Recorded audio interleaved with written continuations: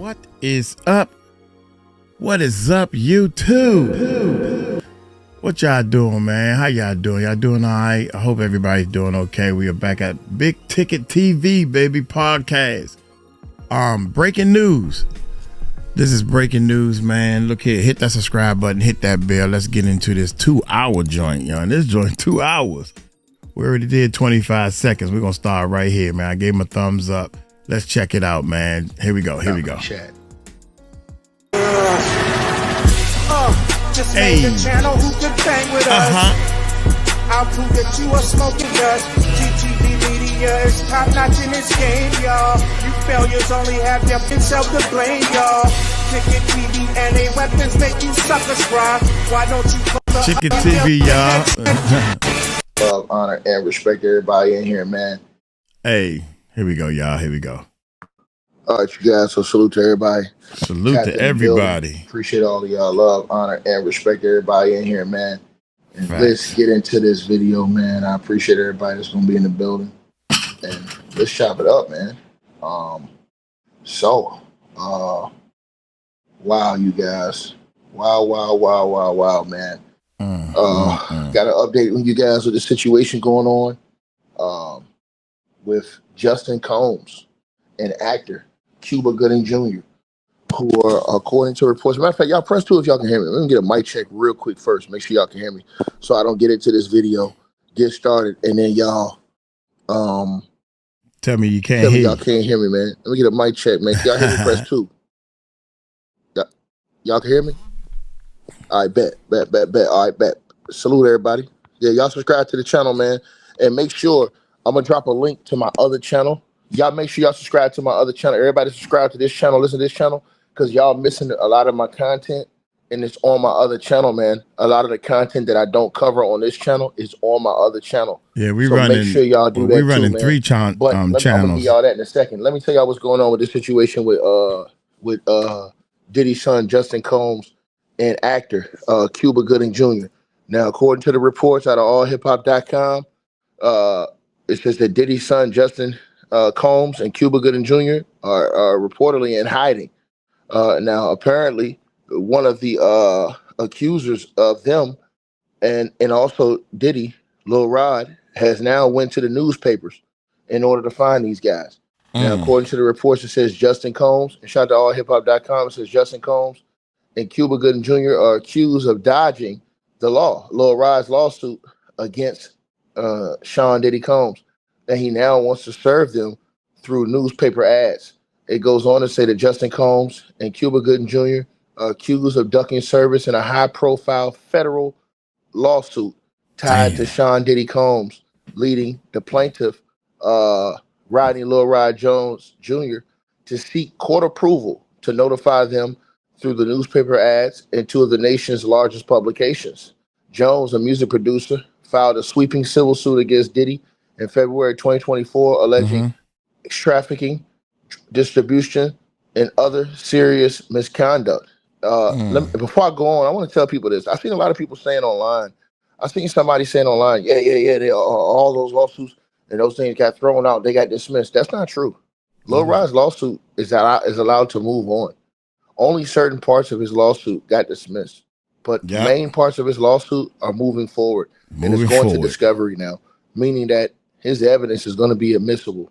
Now, if you guys actually saw the lawsuit, that he put out against Diddy, I told you guys it was like a federal indictment was written up, and in that lawsuit, he put a lot of evidence, photos, and he also said that he had audios, videos, which I believe, and most people believe, are going to be used in Diddy's criminal case, because now the feds have actually, in that last write-up, Diddy's lawyers wrote that the lawyer, Tyrone Blackburn, it kind of seems like they're using, I guess, information or evidence against Diddy in the upcoming trial that he has listed, or he has provided the feds, and also listed in certain lawsuits against Diddy Combs. So this thing is serious, man. And so now Diddy's son, Justin Combs, and Cuba Gooding Jr., who he actually provided a picture of. Now, I don't know if you guys saw that picture, and I haven't even finished reading the rest of this article yet, but I don't know if you guys saw this picture, but Lil Rod actually put that picture in the lawsuit. You understand what I'm saying? He actually put that picture in the lawsuit. Now, that picture he put in the lawsuit, he put a picture where, he said that, Cuba Gooding Jr. Cuba Gooding Jr. has already been accused of certain things, right? Right. But he put a picture in a lawsuit where he said that Cuba Gooding Jr. He's saying that they, I don't even want to say it, man. I don't feel. Listen, man, it's some real nasty things that's being alleged that's been going on. Y'all know this, right? So everybody know this pretty much from watching. You know what I'm saying? The weirdo activity that's being being alleged. You know what I'm saying? But Lil Rod came through with pictures and videos. So Lil Rod has provided pictures, videos, and other information to not only the feds, but in this actual lawsuit. Now, things in the lawsuit that he proved to show that Cuba Gooding Jr. was there and touching on him, I guess, and whatever. Because remember, Cuba Gooding Jr. already had a different allegation against him, but he denied that, if I'm not mistaken, was this picture right here. And this is one of the pictures, if I'm not mistaken, that was actually put in the lawsuit that Lil Rod had, where you can see Cuba Gooding Jr. Look at his hand, man. Look where his hand is at. That's crazy. Mistaken, was this picture right here. And this is one of the pictures, if I'm not mistaken, that was actually put in the lawsuit that Lil Rod had, where you can see Cuba Gooding Jr., again, that Lil Rod is sitting there smiling but he said he felt a certain way. I'm not sure. Now, if I'm looking, it's another hand. Now, I don't know whose hand that is. That's Lil Rod's hand. Now, if you look at that picture, you can see Cuba's hands. Right hand is over his shoulder. His left hand is kind of down near, I don't want to say it, but kind of near a beefcake area. I don't want to really say it. The beefcake area. Now, that looks like that's Lil Rod's hand that's pointing to himself. Right. Now, you can see Lil Rod got a bad boy hat on, but it's like his hand is pointing to himself. Now, I'm going to tell y'all something. In this picture, many people going to say, well, Lil Rod, you were smiling. What you mean? Lil Rod might say, hey, man, look, bro, better be smiling than, deal with the consequences, allegedly. You know what I'm saying? If I don't, So this is one of the pictures that Lil Rod put in the lawsuit. Now, the other pictures he put are so graphic, I can't even put these pictures on YouTube. The other pictures that was in the lawsuit, they were so graphic, because those pictures had blood on the floor and everything else. So, those pictures, and then he has actual video footage. Now, the video footage, apparently, they're saying it was sent to the feds. Now, Diddy's lawyers are arguing in court. His lawyers are saying in court that video footage is so damning.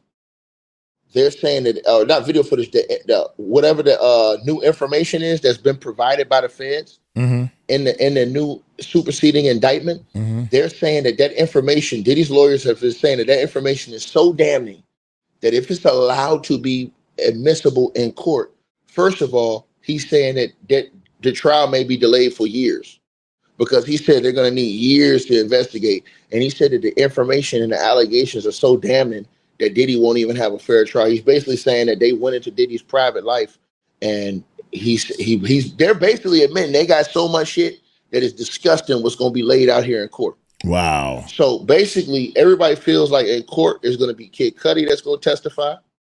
You're going to have witnesses that testify that they saw Diddy blow this man's car up, is what's being alleged. Also, we already know Cassie's going to testify. Also, there's a slew of other people that's going to testify. I believe one of the guys who was in that documentary, Diddy people asked for the Warner Brothers to present. They subpoenaed, they wanted information from that documentary. The dude who went on there and showed those private text messages from that girl, from that lady, about the things they needed and the different materials and things they needed that he showed in those text messages. I believe he's going to testify. I believe it's a rack of people, including, I believe, a couple of celebrities, which is why I think that their names are going to be hidden, that are going to testify. Now, Lil Rod has so much video footage and information. There are other celebrities, in my opinion, that's names going to be brought up in court. that you guys are going to see because based off that information. So Diddy's lawyers, they want all of that information. And this is why I told y'all, these people don't read the paperwork. Read Diddy's filing in the court. His filing, defendant Sean Combs, his motion was to exclude this rule that allows them to bring this type of evidence in court. Now, what am I talking about? They were able to bring this evidence. Let me say this to y'all again. They were able to bring this evidence in other trials. They were able to bring this type of evidence in the Harvey Weinstein case. This is how Harvey Weinstein got convicted, because what did they do? They brought other witnesses and people in who had similar type of allegations against him as corroborators to the allegations that they already had. You understand what I'm saying? So under Rule 413, this is what they're trying to do now in this case. So now they've presented, when everybody was saying, oh, this superseding indictment ain't nothing. Yeah, it is. Because in the superseding indictment, now they've come with a whole new slew of information. And I told you guys, and let me say this. I didn't say this, but Law and Crime brought this up. And in Diddy's writing, and one of the captions in this writing, it did speak about in one section unders, but it didn't say whether or not they're going to talk about that in the court. Law and Crime, they hinted to whether and question whether or not that's one of the things that's going to be used in court. So this thing is fit to get real funky, and I'm gonna show y'all. But let me get back to this before I get back to the other part, right? But read that part on your screen. So this part on your screen, this is what Diddy's lawyers wrote. It said the court should require the government to try the case at charge and prove. The government said this is the case we charge. It's all under the RICO Act, and this is the part I was telling all these buffoons. See, let me tell y'all something. When Cassie Ventura, everybody was talking about, oh, what did Cassie tape got something to do with it? Cassie tape got everything to do with it. I've been told you guys, but y'all don't want to listen. The Cassie tape, what does it have to do with it? The Cassie tape is going to show a lot of things. The Cassie tape is going to show, one, that it's on video footage that this nigga beat that ass. That's the first thing that Cassie tape is going to show. The video footage that he beat that ass. So that's the first thing that the Cassie tape is going to show. The second thing the Cassie tape is going to show is, right? It's going to show that these different pictures that I'm going to show you guys right now in just a second of Cassie Ventura, these different pictures I'm going to show y'all, it's going to show that, oh, damn, well, this shit may have really been something bigger than what we originally thought. Because now when you actually have video footage, and now when you go back and you look at these other pictures, aspects and things, you understand what I'm saying? Which is, a shout to the girl 𝗗𝗢𝗡𝗓. She showed some of those pictures, and this girl hit her. She right on point. But once you go look at these other things, right? Now you start putting this stuff together, and the fans put this stuff together. They say, oh shit, like, okay, all of these things. Now y'all are going to see. So I want y'all to look at this right here, right? Go back to the video with Cassie. Well, we saw Cassie. Everybody was like, oh, Diddy's not getting charged for that. Yes, he is. It's under the RICO Act. It was right there. It's a part of the beatings. All they did was lump all this stuff in and charge that stuff under the RICO Act. The same thing with the freak off. They're alleging the sexual assault under the freak offs and all this other stuff that they're alleging. So what the law has done is they have bunched all these things together, which is legal, right? They bunched all these things together. And now what they've done is the chickens have come home to absolutely roost. And these are the facts of what I'm saying to y'all. And there ain't no question around it. And so now what I'm finna show y'all, right? And again, it's now it all comes back to make sense. This right here comes back to make sense. Let me show y'all. I'm going to show y'all this right now. So all these little things I told that we've been talking to you guys about, now it comes back to where now this makes sense. That's Cassie. That's Cassie. right? Now that was supposed to be where she allegedly fell on the ATV and stuff like this. Blase, blase, blah. Right? But now, when these people get up there and testify, and now you put that Diddy beating tape on video, and that tape is admissible, and you have that video, and now when people testify and show these different pictures that y'all are seeing, now this turns this case all the way upside down, because what is this going to do? Show an alleged history of these things. So when the feds say, oh, it was control and abuse and all these other things, now you see these pictures, you see that black eye, you see these pictures, and that's why I said a lot of these dudes ain't men, they punks running around here, because they don't have no stand up against this type of foolishness, right? So when you see that cut that will never be removed above her right eye, never be removed, that's permanently there, right? And when it's time to testify in court and they use that video footage, this is the reason why. Because so when they talk about all these other incidents that maybe weren't on video, now that video footage, that's the rock bottom. See what I'm saying? So now let's get back to this part, what we originally came in here cooking on. And that is these allegations right here on your screen, right? So now let's get back to this, because this is extremely important. So it says Lil Rod Jones, it says, who's a music producer, filed a sweeping civil suit against Diddy in February of 2024. It says alleging sex trafficking, distribution, and other serious misconducts. The complaint, amended in March, added Cuba Gooding Jr. and Justin Combs as co-defendants. This thing's finna get funky, y'all. Accusing them of playing roles in the alleged abuse and cover-up. Cuba Gooding Jr. is accused of groping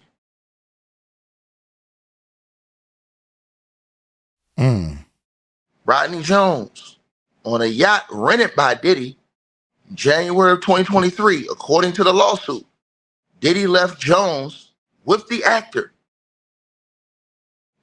producer, who allegedly assaulted him without his consent. Justin Combs, Diddy's oldest son, right, is named for allegedly helping facilitate some of the activities that are described in the complaint, despite multiple attempts to serve both men at known addresses in California and Florida. Jones's legal team says they've hit a wall. It says process servers tried to reach Cuba Gooding Jr. at 3 separate California addresses. At one location, building staff confirmed he no longer had representation there. At another, neighbors said they'd never seen him. Damn. At a third, it was outdated, with neighbors reporting he moved out years ago. A skip trace investigation also failed to turn up a current address. Justin Combs has also proven elusive. Process servers were blocked by security at a gated Los Angeles apartment complex. At a Beverly Hills address, they were told that he had moved with no forwarding information. And also it says that Miami Beach guards locked gates, thwarted attempts to serve him at 2 Star Island properties.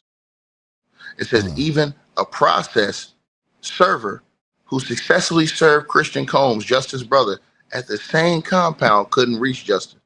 Jones' legal team argues that both men are intentionally avoiding service, noting that Cuba Gooding Jr. even acknowledged the lawsuit publicly on a podcast, but has refused to engage with the legal process. Now, the podcast they're talking about is the PDB podcast. The PDB podcast has been blowing up. That's the same podcast that Terrence Howard went on and blew this whole Diddy thing off the lid. Right? Well, the PDB podcast, they interviewed Cuba Gooding Jr. too, and they asked him about these things, if I'm not mistaken. So he's on the PDB podcast speaking about this as well. But it also goes to say that Lil Rod Jones' legal team argues that both men are intentionally avoiding service, noting that Cuba Gooding Jr. even acknowledged the lawsuit publicly on a podcast, but has refused to engage with the legal process. It goes on to say, with traditional methods exhausted, Jones is asking the court to allow service by publication under New York law, which permits alternative service when conventional efforts have failed. His attorneys argue that publishing notices in the New York Times and the LA Times is a reasonable way to reach both men, given their public profiles and ties to New York and California. Without court approval for this method, Jones says he'll be unfairly blocked from moving forward with serious claims involving sexual assault and trafficking against them. A judge has yet to rule on a motion for service by publication. Now, he has, again, I've already told you guys, remember, Cuba Gooding Jr. had already been accused in a whole different situation he was dealing with. Right. So Cuba Gooding Jr. had a whole different situation. Now he got this situation to deal with. And this dude, he not only got pictures, he got videos. He got video footage that he entered in evidence. And not only did he enter these photos and videos and evidence, he sent this to the feds. He sent this to the feds. Now, I will say one thing. And that picture right there, that dude looks crazy. Lil Rod is in here smiling. I wouldn't be smiling. I'll tell you that right now. There ain't no way in the world you got your hand near my beefcake and I'm in there smiling. There ain't no way in the world, man. Now, I don't care. You know, like I said before, man, if he's in fear and he feel like, because everybody's like, oh, they look like they enjoyed it. Yeah, if you in fear, you understand what I'm saying? If they feel like they're going to get this. Now, see, Cassie got a smile on her face. You think she enjoyed that shit? Oh, she looked like she thoroughly enjoyed it. Some people smile to stop from crying. That's facts. Some people smile to stop from crying. Right? Some people make bad decisions to get themselves in certain situations they can't ever get out of.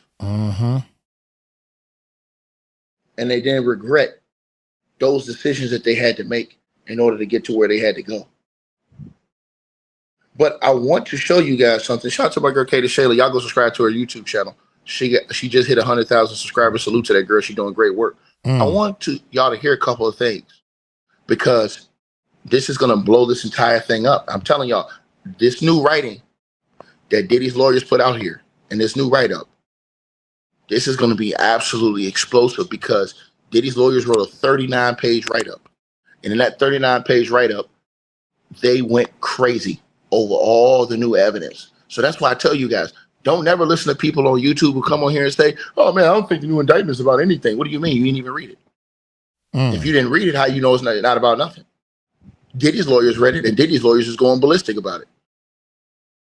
These dudes come on here and they give y'all information and I don't even read. They just say, oh, I don't really think it's about. You ain't reading. You ain't reading the paperwork, dog. If you ain't go read the indictments, if you haven't read the paperwork, you can't explain and talk about this shit. You can't come out here saying people capping and you ain't did your due diligence and read the paperwork. It's mind blowing to me that people would do this. And the biggest networks do this. The biggest networks do this. I see the Breakfast Club, Charlamagne and them all the time. I don't believe all that. Man, you got celebrities saying this stuff happened to them. Right at the same pattern that normal people are making these allegations. And I'm going to tell y'all something. Something's getting ready to blow off the lid because I'm going to tell y'all something. There's another lawsuit that's lingering out there. Didn't know that. Let me tell y'all this. There's another lawsuit that's lingering out there that the judge, shout out to the Diddy docket, that the judge just ruled on. And the judge said that the person who filed that lawsuit has to come public. But what's the difference between that lawsuit and all those other lawsuits that's out here? This is one of those lawsuits, y'all, that also involves another celebrity that has not been named yet. I wonder what celebrity is in that lawsuit. Let me repeat myself again. There is another lawsuit Another from lawsuit 2022 from two twos. that involves another celebrity. The celebrity's name has not been revealed yet, but the judge has just demanded that the person who filed that lawsuit reveal their name. Now, the other day, I told y'all, another black man by the name of Dexter Withers in a different lawsuit, he just revealed his name. Yeah. That's a black man. He accused Diddy and those people of spiking his substance. And when he woke up, he was being abused. Diddy was on top of him doing what he do, allegedly. He put his name out there. And so did 3 other people alongside him in different lawsuits. And now this one from 2022, who has another celebrity's name in it that has not been revealed yet. Who is that other celebrity? But that one from 2022, the judge has asked that person to reveal their name, so they have to reveal their name soon. Right? Now, let's talk about this other situation with this kidnapping. See, all these people came on and said, oh, this new indictment doesn't mean anything. I think a lot of people are going to get caught up in court. A lot of famous people, a lot of celebrities are going to get caught up in court in this case because their names are going to get mentioned. I believe you might see a celebrity or 2 testify in this case. Maybe 1 or 2 celebrities testify. Man, right? I can't wait till this alongside case starts. Cassie. Cassie's one of them, but alongside Cassie, I believe you're going to see anonymously. So you're never going to know they're a celebrity. That's why these people want to testify anonymously, in my opinion. Some of them, out of fear, they don't want nobody to know where they at, come try to blah, blah, blah. But some of them are celebrities that are going to testify. And I'm going to tell you guys, one of the celebrities I believe is going to testify. And I think that this is clear as day. I believe one of the celebrities could potentially be Kid Cudi in that car situation. That's one of the potentials, I believe. But let me say this to you guys right here. Going into that situation, that kidnapping situation that was been alleged now and been brought forward into the forefront, all that's been charged under the Racketeering Act. That's why the Racketeering Act, called the RICO Act, I told y'all when everybody was talking about that video, all that shit has been charged under the RICO Act. That's why the RICO Act is self alone. You get up to life in prison for that. That's life alone because of all those things that have been put underneath that RICO Act. So when you look at this right here, it says this is Diddy's lawyers writing this. The evidence alleged uncharged sexual assaults must be excluded under the federal rules of evidence for multiple reasons. The evidence is not admissible under Rule 413 because Mr. Combs is not formally charged with crimes of sexual assault. This is where Diddy's lawyers are wrong. And they're going to hammer Diddy's lawyers the same way they hammered Harvey Weinstein in his case. They use this same thing in Harvey Weinstein's case. And the feds, matter of fact, I'm going to get to that in a second. But let's get to this kidnapping situation. Because Diddy's lawyers, if you read this 39-page write-up, they're basically saying if the feds or the judge or the court allows this evidence that the feds are allowing to be brought into court, they're basically saying it is over with. There is no way. They're saying that they're basically saying that the jury is going to punish Diddy because they're going to think he's a bad person based off of all these evidence that they have been presented and all these things they're going to show in court. They're saying that the jury is going to want to punish him alone based off of that. But they're saying, oh no, these were just his girlfriends or boyfriends or whatever like that. Blase, blase, blah. They're saying that this is all consensual and this, that, and the third. But let's talk about this first part first. Let's get to this. And this is Katie Shayla. Blowing up Kid Cudi.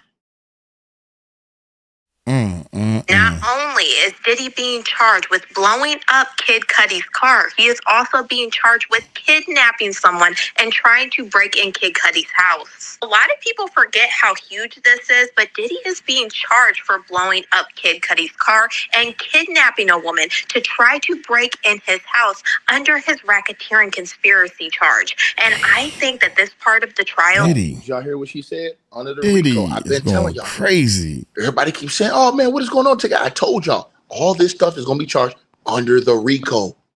When they said, hey, Ticket, where's all the co-defendants and stuff at? You're going to see come court time.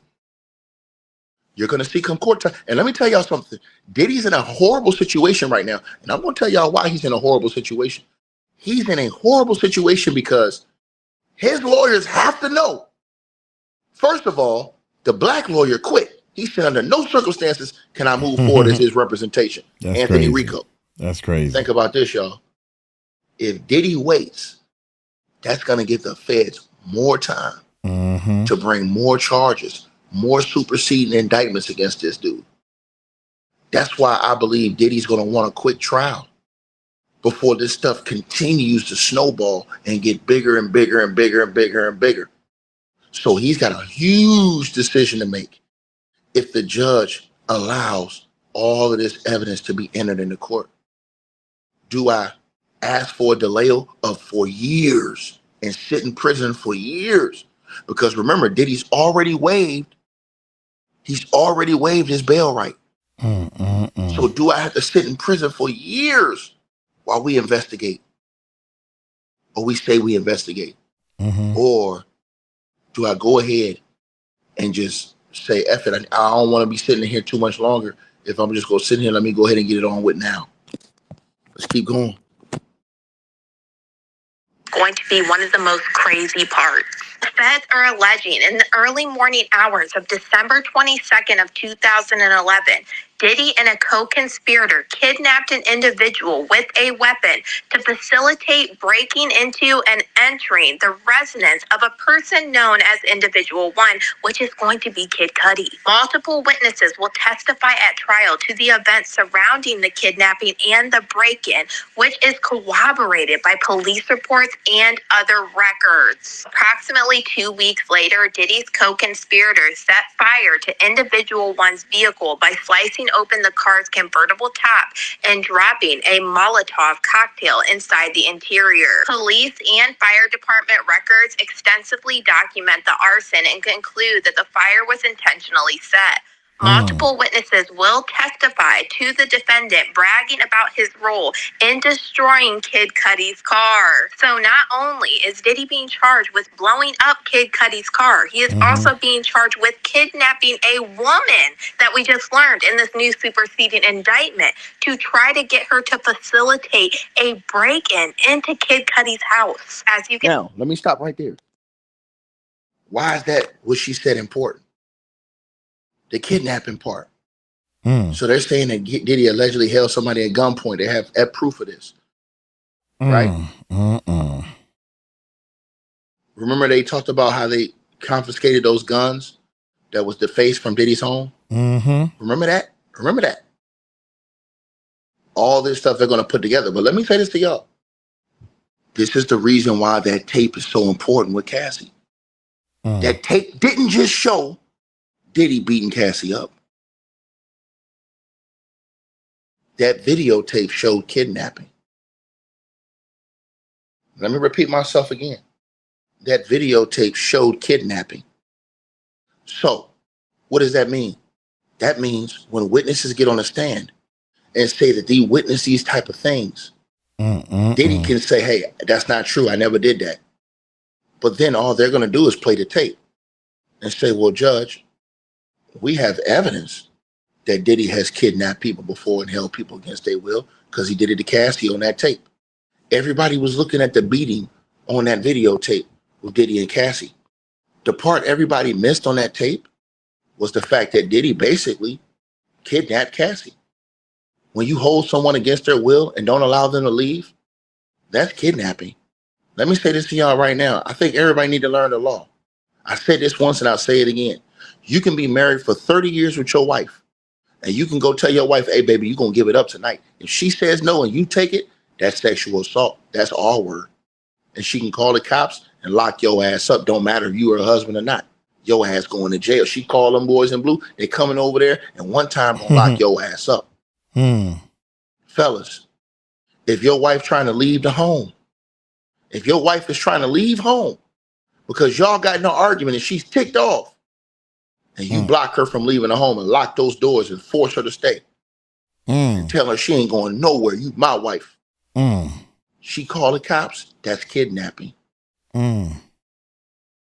See, it doesn't sound like that to a lot of cats, but that's what it is. That's the law. That's the truth. And I'm telling y'all this thing because y'all can learn and be educated and know how not to play yourself and trick yourself out of position, being a multi-millionaire or damn near billionaire, like Diddy Combs did, right? To the person who said Cassie was living in luxury, doesn't mean that she deserved this. Doesn't mean that she deserved this. Doesn't mean that she deserved that. The hell is wrong with you, boy? Boy? You got problems, brother? Yes. I think you got some problems. Yeah. Well, guess what? They call Big Ticket the problem solver. So you know what I'm going to do to you, brother? You are the weakest link. Nope. Goodbye. Don't do Get that. your ass out of here, sucker. Damn. That's supposed to mean. See, that's the problem with these punks. See, a dude like that, he think, oh, because she's living in luxury, she belong to me. You going to do what I say, whatever I say it. That's not how it goes now. See what I'm saying? Living in luxury don't have nothing to do with beating up on people. Listen, I told y'all how I am. If a girl don't want to be with me, man, holler, man. I go get me a joint, man. It's 20 million women out here. The hell don't be sitting around here chasing you folk. I just go get me a thicker shorty. A thicker shorty. Period. We ain't gotta have no argument. I'm not sitting up here arguing with you all day. You don't want to be with me? Bye. You take your shit, go on, leave. You don't have to sneak straight out like that. I guarantee. Don't go away mad. Just go away. I'm gonna have a joke looking like Terry Hilton. My man is breaking up, baby. The hell wrong with you? There's too many women out here for that, bro. Real talk. Never did but YouTube these dudes, on they don't Wi-Fi. understand that. And they trick themselves out of their position because they have this mindset that I own you. Straight up. I'm telling y'all this. I'm not finna argue with no shit. Like, straight up, I'm telling y'all this, bro. I ain't got time. It's too many women out here for that. Real talk.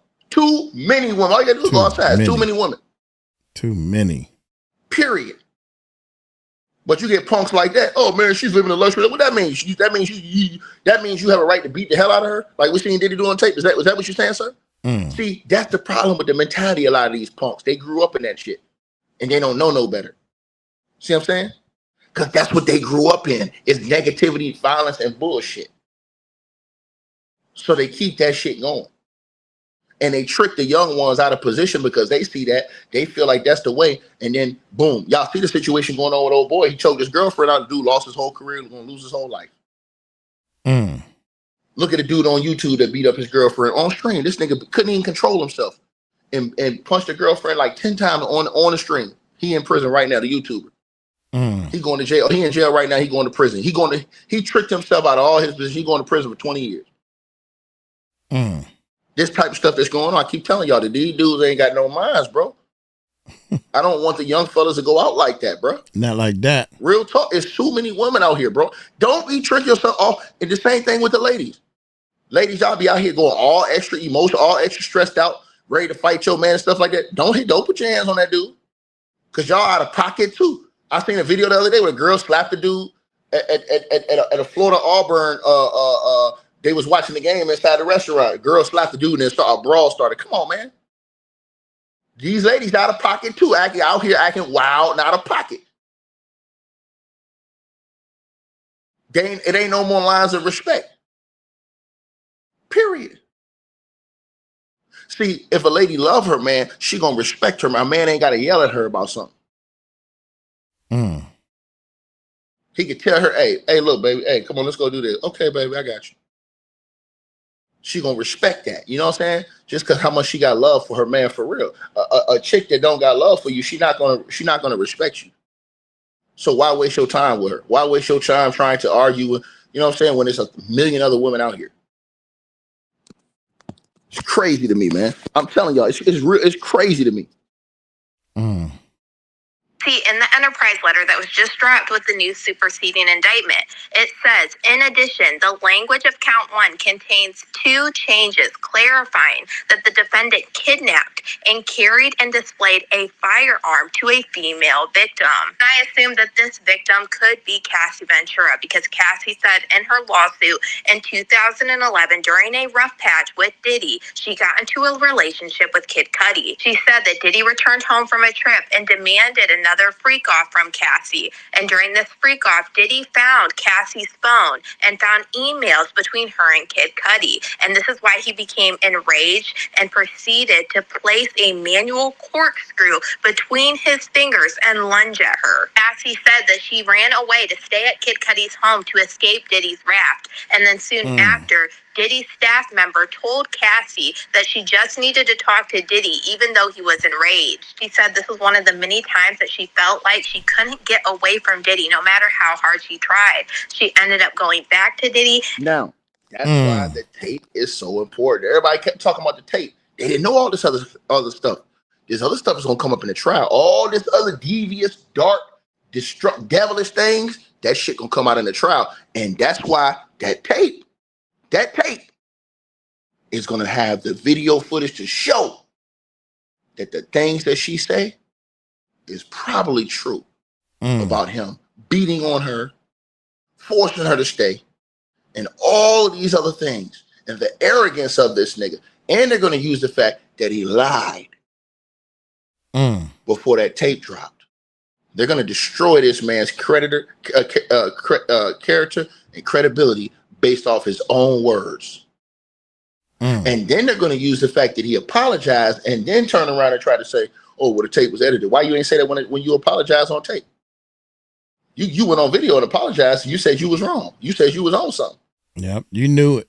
You knew that was you on that tape. Apology down. I don't care how much they edited. But y'all That's already him. know how it goes on social media now. Once you put it up, you done, son. And when she did, she alleged that Diddy hit her several times and then kicked her in the back, and she tried to run out the door. She said after this, she went to her parents' home in Connecticut where her mother took pictures of the bruises that Diddy had allegedly left on her body. And after that is when Cassie alleged that Diddy had Kid Cudi's car blown up. And after Cassie's lawsuit dropped, Kid Cudi came out and said that everything that Cassie said about his car being blown up was true. So I think it's very possible that we could see Kid Cudi testify against Diddy in his criminal trial. To know it's not only an arson and is also connected to a kidnapping trying to break into his house is crazy because those are some serious charges. That's why I don't get when a lot of people are like, well, she stayed with Diddy for 10 years. Do you know how many times she wrote in that lawsuit that she tried to leave and then something insane like this would happen? They would track her down. They blew up a car. They kidnapped somebody by pow point. I mean, look at her face, guys. Like, there's so many pictures that you can pull up of Cassie Ventura looking like this. And can you imagine, man, living a life like that? Behind closed doors, you getting beat up. Behind closed doors, you getting hurt and abused. That's abuse. The whole 9 yards, drugs and everything. But in public, when the cameras come on, you got to act like, oh, I am the dream that you all want to live. I am the dream that you all want to live. Can you imagine that? Everybody wanted to be in Cassie's position. Everybody want to be as big as Puffy. Oh my One of God. the most disturbing ones that will always stay on my mind is when Cassie uploaded this picture of herself on her Instagram while she was in Dubai with Diddy. Back then, Cassie did delete this picture very quick, but before she deleted it, she alleged that she got all of this from a ATV crash. The injury to her head literally scarred her face. Like, there's no way that she did that to her lip and this big gash on her head from pulling off of an ATV. Now. And there's two videos, y'all. That part right there, right? Two different videos. Nobody talking about the other video too much. All of these different things. That's why I told y'all these buffoons didn't know what they was talking about when they were saying, oh, I don't think superseding indictment is nothing. Because you niggas don't read paperwork. That's the problem with our people. Our people every single day suffer because of a lack of knowledge and understanding. Smash the like button, share, and subscribe to this channel. Because it's about to get real ugly right now, y'all. It's about to get real ugly right now. What are you talking about, Ticket? Well, let's go to this. Let's go to this, right? Because I told y'all kept talking about who's the codees. Y'all really want to know the codees? Y'all gonna find out very soon. You're gonna find out very soon who these codees are. And you ain't gonna like what you see or what you hear. I'm telling y'all this. Now let's get to this. Now this is Diddy's lawyers absolutely heated about this superseding indictment and what is in it and how this could destroy Sean Diddy Combs. But let's get to this part because this is the biggest part of the whole situation. Prejudice, Combs, but this could potentially delay this whole trial. Welcome to Sidebar, presented by Law and Crime. I'm Jesse Weber. Sidebar. That's my joint right there. Could it change the course of this whole case? But I wonder if we're dealing with a situation that could actually delay this trial. So if you've been following our coverage here on Sidebar, you know there has been a whole lot of back and forth between Combs' defense counsel and prosecutors about who's going to testify at this upcoming trial, particularly the alleged victims. And when the prosecutors have to disclose the identities of these individuals, well, it is that issue that has now raised up again. And this is a monumental potential problem. I'm going to start with one of the defense's filings from yesterday. And I want you to listen to this explosive opening paragraph. Quote, after months of refusing to disclose the identity of alleged victims and just 60 days before trial, the government suddenly announced that it intended to shore up its case with evidence of redacted, uncharged, and uncorroborated crimes, including redacted, again, it's all blacked out, purported instances of sexual assault, all but one of which supposedly occurred decades ago. These incendiary allegations are substantially more serious than the charged offenses, and if admitted... Stop right there. Stop right there. Now stop right there. Boy, I told y'all this thing is real bad. Diddy's lawyers said that the actual evidence, witnesses, and things that they want to bring in this court for this case are more devastating than what they're saying Diddy's being charged with. But what his lawyers don't know is that Diddy is being charged with some of these things under the RICO Act and under the Sex Trafficking and Prostitution Act. You're going to see why right now. They're saying that if they allow this thing to be brought into court, it is so bad that they're saying the judge will just convict Diddy just based off of what they've seen from this and not from what he's being officially, they're saying officially charged with as far as sex trafficking and, you know, prostitution and stuff like that, blah, blah, blah, and the RICO Act. Listen, you got to listen to words, y'all. This is Diddy's lawyer saying this. Supposedly occurred decades ago.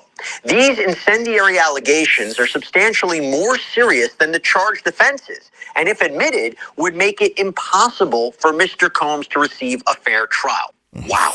Now, we'll get into the law on this and if prosecutors can actually introduce evidence of uncharged conduct. I mean, we've seen that before. We've seen that in other cases. Look at the Harvey Weinstein case, right? His first trial in New York, there was a whole big issue about bringing in evidence of uncharged conduct to establish a pattern of activity to help prove the crimes that he was. And that is where everybody else going to get exposed, in my opinion, man. Let me say this again. That is where everybody else is going to get exposed in this trial. Because that situation that happened with Harvey Weinstein, and he fought that and lost.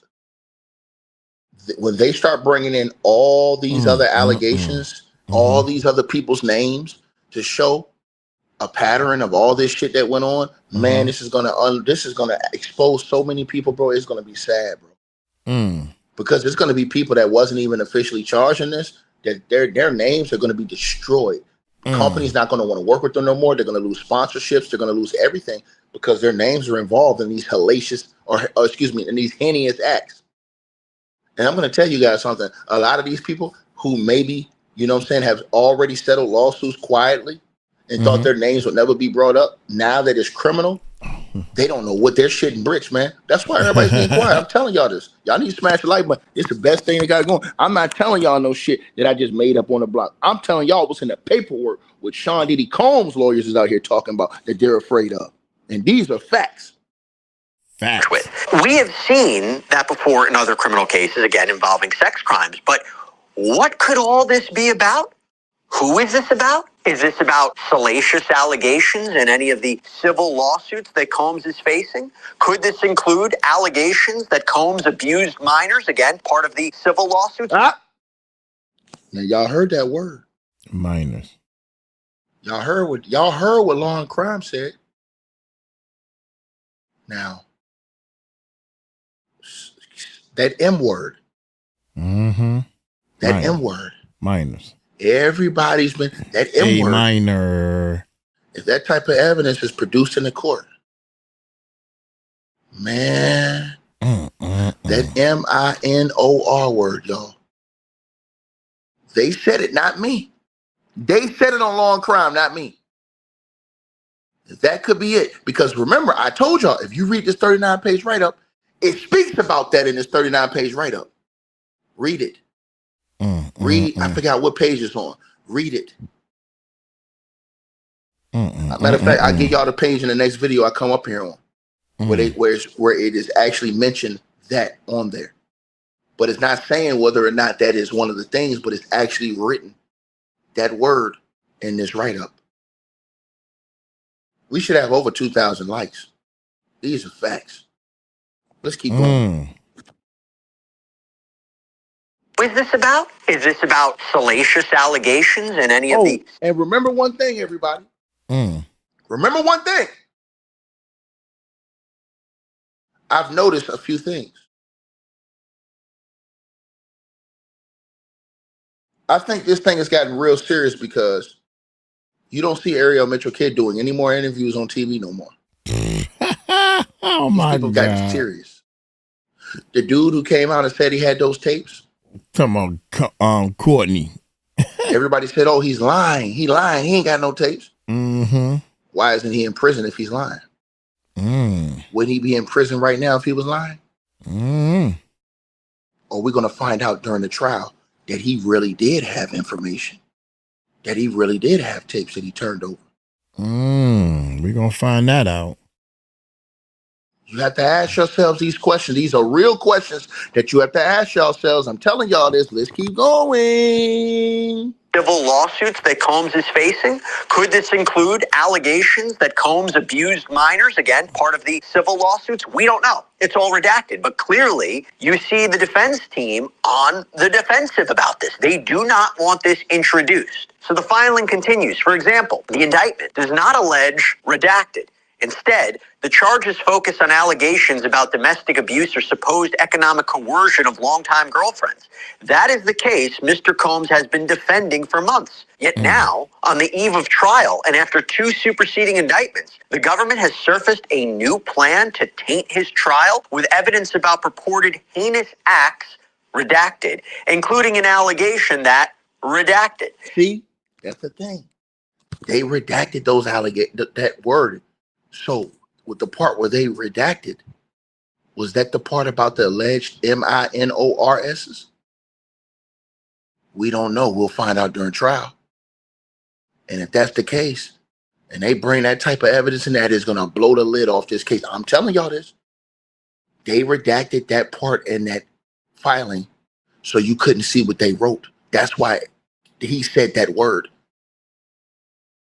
And I believe it. Truly in my heart, I believe they're coming with that. I believe it. That's my personal thought. And if they do, Lord help us all. Because they're going to name names. if that's true. They're going to name names.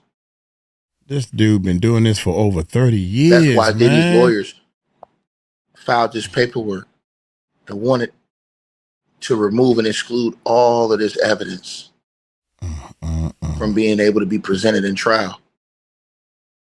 30 years? It's only so long that this type of foolishness and stuff can go on. 30 years is a long time it went on. Think about this. The dude, 𝗗𝗢𝗡𝗞𝗦 is quiet. He said, I want out. He backed out. He went up there. They said, remember, if he was lying, why isn't he in prison? Wouldn't he be in prison for having that type of thing or doing something like this or lying about that situation? Wouldn't he be prosecuted and be in prison? Where did he go? He just disappeared. Disappeared. Huh? Think about this. Think about what I'm saying. Why is everybody so hard to find now? Why is that lawyer Tyrone Blackburn unable to find Aaron Hall, unable to find Justin Combs, unable to find Cuba Gooding Jr.? And to the dude Cardell, I wouldn't know unless I saw. See, Cardell Passmore, you said that Burgess was on some bull. You don't know it, and I don't know it, sir. But I would know your role and shut your mouth until this trial starts, sir. Because you don't want to put your foot in your mouth. I think Courtney was on board too. I'm down with you. You know, and I know, we don't know what the feds have. We don't know what the feds have. You're going to find out in court, and it's going to be explosive. That's why I never demonize and talk down on that person unless you know for a fact. I know for a fact. He was lying. And he never denied some bull. Having that information. That's why Diddy's lawyers have come out filing these filings and don't want any of these other things to be presented in court. Now, we don't know. They redacted all those things in the writing. But I'm telling y'all, it's about to get ugly, bro. Real ugly. Listen to what I tell you, brother. Taint his trial with evidence about purported heinous acts redacted, including an allegation that redacted. These are entirely new, untested, uncorroborated, and uninvestigated allegations. All but one of the alleged incidents happened over 20 years ago, with the oldest dating to the 1980s.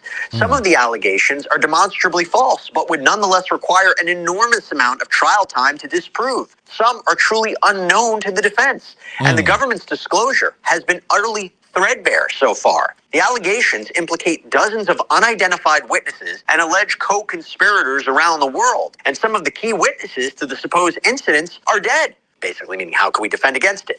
The defense is not even permitted to share the identities of the individuals described in the disclosure letter with Mr. Combs until April 18th, further hampering defense counsel's ability to investigate. Collectively, these new allegations require many months, if not years, to investigate, and if admitted, would require a series of mini-trials certain to double the length of a trial the government originally said would last 3 weeks. Didn't I tell y'all this trial was going to go the long way? Tiki, you don't know what you're talking about. Yeah, I do, nigga. I was right the whole time. This shit going a long way, boy. I think it's going to be 3 years. This shit going a long way. With all the witnesses, Diddy going to be in and out of court for 5 years, bro. I told you. Real talk. Y'all don't listen to me. I try to tell you. Try to tell y'all. It's going to get ugly for a lot of people, man. This is an explosive allegation that on its face, I don't know if I necessarily disagree with. If they are bringing in evidence of uncharged conduct, wouldn't the defense have an opportunity to investigate it and challenge it? It seems like they're making a point. So if this evidence is allowed in, there is a chance this could delay the trial significantly. We all know Combs wants to go to trial, but... Remember I told y'all that yesterday, and that clown came here, oh, you're clickbait. I ain't clickbaiting, I told you. Diddy's lawyer said that this could take years to investigate. If they allow all that new evidence to be brought in from that ultimate superseding indictment. That's why I told y'all, don't listen to these bums. I know what the hell I'm talking about. I sat up here and told y'all this. But that y'all gonna want to listen now because it's law and crime telling y'all the same thing I told y'all first. I told y'all first. I told y'all this stuff. They don't want to listen. They don't want to listen. Go This on, thing finna get ugly and it's finna spread out. Everybody keep talking about where's all the code? They laughing now. Laugh now, cry later. Mm-hmm. They laughing now. They gonna be crying when them names come up in that court. They gonna be crying. Everybody gonna be ducking. Trying to make sure their name don't get caught up. I feel sorry for the kids because I think the kids really don't know what type of serious crimes and serious trouble they was doing because dad gets away with it. So we gonna do it too. My father showed me how to do this.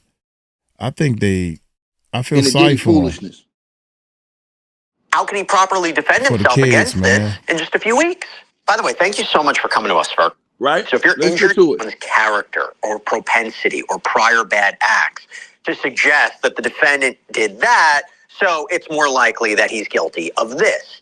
And Combs argues that this evidence is not allowed under the federal rules of evidence, and I'll get into each one of the rules. So first up, Combs argues that this evidence shouldn't be allowed under Rule 413 of the Rules of Evidence. Now, Rule 413 states that in a criminal case in which a defendant is accused of a sexual assault, the court may admit evidence that the defendant committed any other sexual assault. The evidence may be considered on any matter to which it is relevant. But Combs argues he's not charged with sexual assault as an individual crime. And to support that argument, he goes into the language of the rule, prior court decisions, principles on how to interpret the rule, legislative history of the rule. I'm not going to bore you with all that. But the bottom line is he's not charged with sexual assault, and Rule 413, he claims, only applies specifically to sexual assault crimes. Then we move on to another argument from Sean Combs, where that the evidence shouldn't be admissible under Rule 404B, that it shouldn't be admitted under that either. So Rule 404B allows evidence of other crimes, other wrongs, other acts. It is used to prove motive. It is used to prove opportunity, intent, preparation, plan, knowledge, identity, absence of mistake, or lack of accident. But stop right there. That is where everybody else is going to get caught up, in my opinion. Yeah. Because they allow that to come into court, which they probably going to do it because they did it for Harvey Weinstein and these other cases. You know what that means? That means that all these other people that was involved in different situations are accidentally going to get hit with strays. Whether you were there, whether you witnessed it and didn't say nothing, whether you were involved. Because now once you start bringing in all these other witnesses to other crimes, and what they're going to do is they're going to try to show a pattern. That, oh, this is the type of stuff he was doing. So he ain't even being charged for this, but we're going to bring all these other witnesses in here and all this other evidence in here and show you guys this. And what they're going to do is they're going to start playing those tapes, lining those videos up. Who was this? Who was that? Who was that? Who was that? Who was this at this event? Right? And people are going to start identifying these people. Oh, well, that's blame. Okay.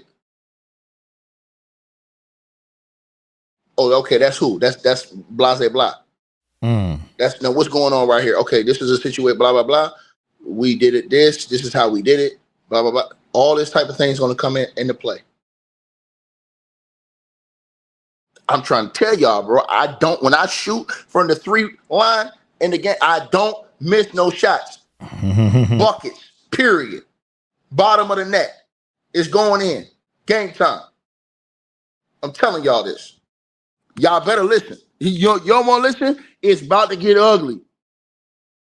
Argues that doesn't apply here. Quote, start by calling a spade a spade. What the proffered evidence tends to demonstrate is a propensity for sexual violence and a dangerous, depraved character. That is what the government wants to establish, and it is the real purpose of this evidence.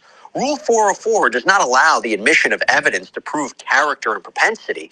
The other purposes in Rule 404B2 are non-propensity purposes. There is no conceivable non-propensity purpose here, and merely repeating the words of Rule 404B2 is not sufficient. So first, Combs argues that the government doesn't adequately provide notice of what their other intended purposes are for all of this redacted evidence, and that under the law, the defense needs to know what the prosecution plans to argue so they can properly respond and defend against it. And they basically say the prosecution is acting in bad faith. Quote, it is obvious the government either intentionally withheld notice for the purpose of unfair surprise or was dilatory and negligent in its investigation.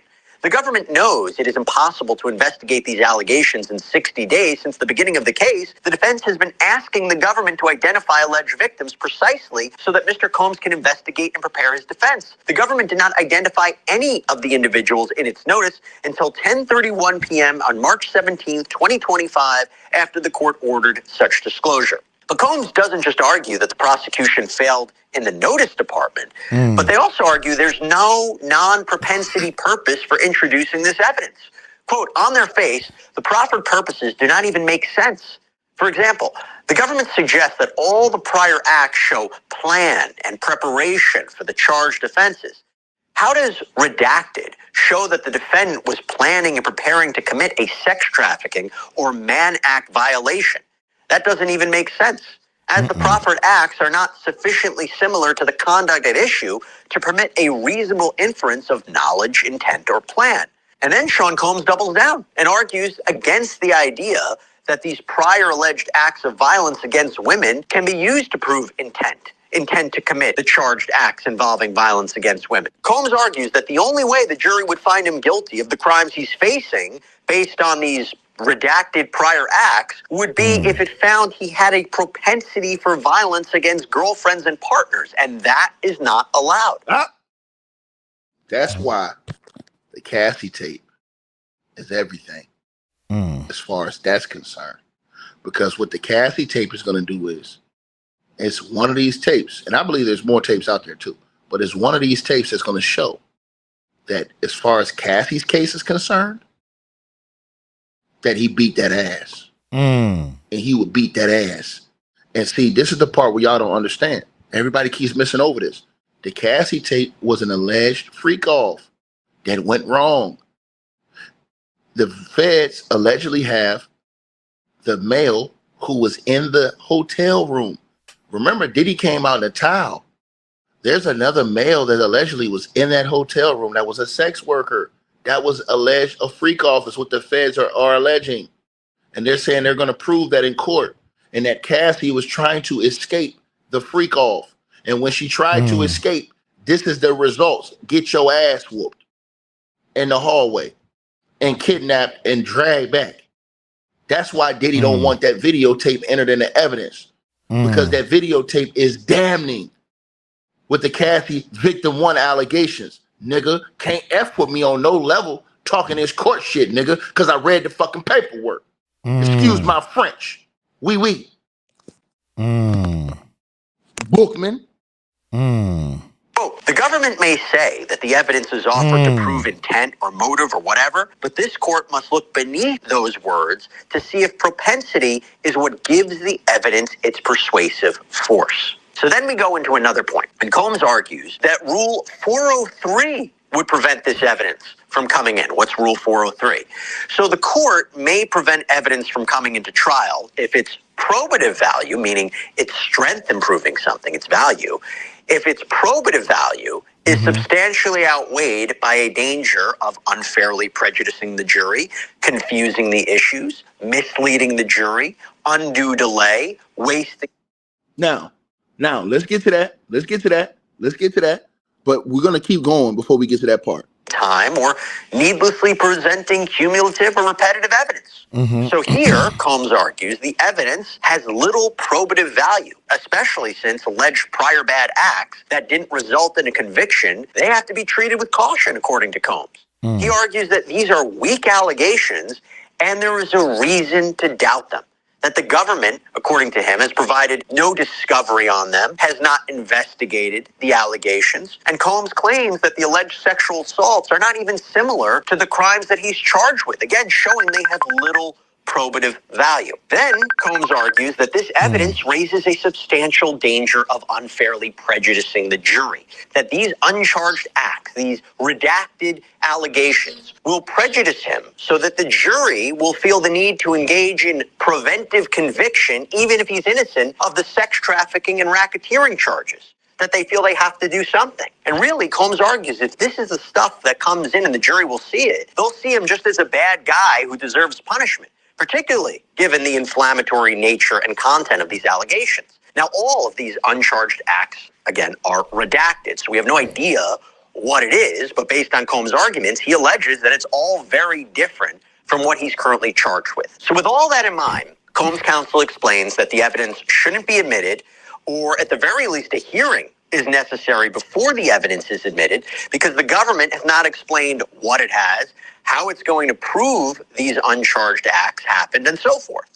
But then we move into the government's response, and they say as following, quote, now, the government's going to come back and nail Diddy ass to the wall, because all this lying and capping Diddy and his legal team been doing, the government's going to come back now and lay the smackdown on all of this foolishness that they talking. And y'all finna see it right here in front of the world, Craig. In front of the world, Craig. In front of the world, Craig. So, what is Ticket saying? What am I saying? I'm saying what I'm saying. I'm saying now y'all finna hear why they gonna lay the smackdown on Diddy in court. And this is the part right here I really want to get into, is what the government's saying, because y'all need to hear this part. Y'all need to hear and smash the like button and subscribe as y'all come on in here. Y'all need to hear this part, because this part is very, very, very important. This part right here, man, is very important, because again, this is the part right here where, you know, if you don't like reading paperwork, you know, a lot of people need to listen to this part right here. This is the most important part. If you don't like reading paperwork, you need to listen to this part right here. All right, so let's get into it. So let's get into this part right here. Now, this is what the government is saying. Since his arrest, the government has insisted that every victim in this case consented to every sex act the government has identified. Having made plain his intention to argue at trial that he believed every alleged coercive sex act was consensual, the defendant has put his knowledge and intent squarely at issue. To resolve that dispute, the jury is entitled to hear the testimony of redacted. That testimony powerfully establishes that the defendant made no mistake when he coerced other victims into unwanted sex. It proves that the defendant intended... Stop it. Somebody is coming against Diddy powerful. Stop it. Not Cassie. Somebody else powerful is coming against Diddy to testify. The government just said it. They just laid it out right there. The government just said, in their response to Diddy, they're saying, hey, Diddy says that all these women are lying. And Diddy says that this is all consensual. He said that they're all lying. So since Diddy is saying that they're all lying, what we're going to do is we're going to bring all this other evidence in that we haven't even charged Diddy with. All this shit we ain't even charged him with.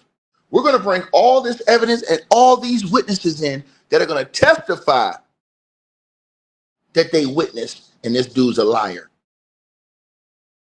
That's the reason why they're going to be able to permit that evidence, because Diddy himself has said, hey, look, this was all consensual.